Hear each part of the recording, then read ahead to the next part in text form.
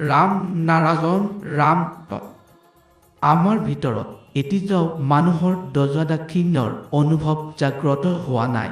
মানৱতা বোধ তেতিয়াহে জন্ম ল'লে যেতিয়া জীৱৰ ভিতৰত একতা সৃষ্টি হ'ল। নিজৰ সৰু জমিটো পৃথিৱীৰ বাকী অংশৰ সৈতে মিলাই দিলে পৃথিৱীটো এটা ঘৰ হৈ পৰে। পৃথিৱীক বিভাজন কৰিব নোৱাৰি। ঠিক তেনেদৰেই নীতি নৈতিকতাকো বিভাজন কৰিব নোৱাৰি।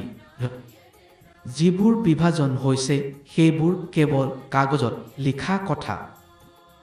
কাগজ কলমৰ এই কুটিল খেলতেই সকলো অৱস্থা জটিল হৈ পৰিছে। সেইদিন কেতিয়া আহিব যেতিয়া সম্পূৰ্ণ পৃথিৱী এক হৈ এটা দেশ হৈ পৰিব। আমি যিকোনো কাম কৰোঁ এটা কৰ্মী হিচাপে কৰা উচিত। এই অনুভূতি জাগিলে কোনো কামত দ্বিধা থাকিব নোৱাৰিব। পৃথিৱীৰ যিকোনো ঠাইত গছ লগালেও মনে হ'ব যে নিজৰ মাটিত লাগিছে। দেশপ্ৰেমৰ একতা আৰু আত্মজ্ঞান নাথাকিলে এনেধৰণৰ অনুভৱ নাথাকে। আমাৰ চিন্তা সীমিত পৰিসৰৰ ভিতৰত বন্দী হৈ পৰিছে। কেৱল ডাঙৰ ডাঙৰ কথা ক'লে হ'ব নোৱাৰি, বাস্তৱত কাম কৰিব লাগিব।